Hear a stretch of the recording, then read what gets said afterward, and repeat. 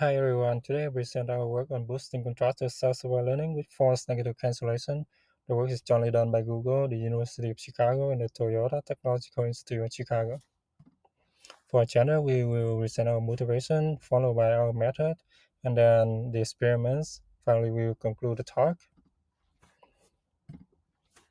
On the right, we show a self-supervised contrastive learning system in which each image generates multiple augmentations, and those augmentations are then attracted in the embedding space. Meanwhile, different augmentations from different images are repelled in this space. The setup actually will rise to four negatives. For example, if we have two images very dark, they represent the same semantic content, but because they're from two separate images, their augmentation are repelled in the embedding space, will rise to the false negatives. And here's an overview of our system that we propose to tackle this problem. On the left, we see a general objective for contrastive learning where an anchor is attracted to a positive sample and repelled to a negative set. In this set, there may be some false negatives, and we propose a method to identify false negatives in this set. After that, we propose two methods called false negative elimination and false negative attraction to make use of those false negatives to improve the system.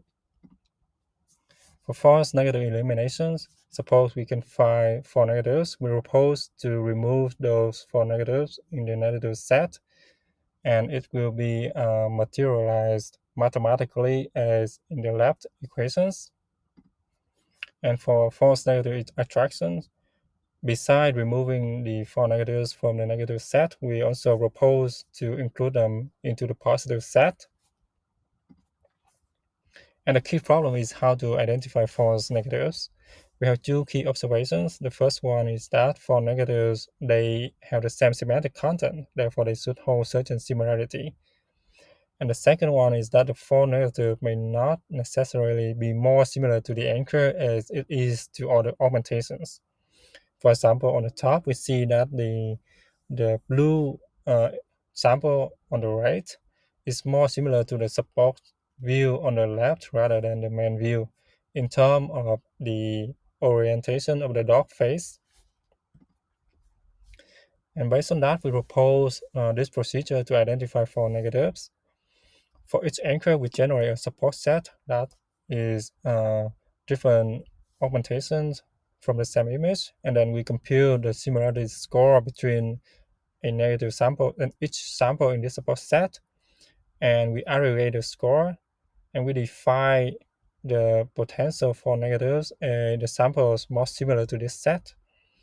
This procedure may include some considerations, for example, the choices of different aggregation strategies and different screening strategies. For the application studies, on the left, we present our finding. On the right, we present the data supporting that finding. So we find that the false negative eliminations consistently improve contrastive learning, and also the use of the support set helps in finding false negatives. We also find that the attraction strategy is more sensitive to the quality of the false negatives compared to elimination, and the max aggregations outperforms mean aggregation. For filtering, we see that top case tend to perform better than using a threshold, and we see false negative attraction is superior to elimination. We also find that our methods also improve on top of multi-crop and momentum encoder. It can detect false negative with 40% accuracy, and it's very efficient. 100%, 100 epochs training can outperform 1,000 epochs for the baseline model.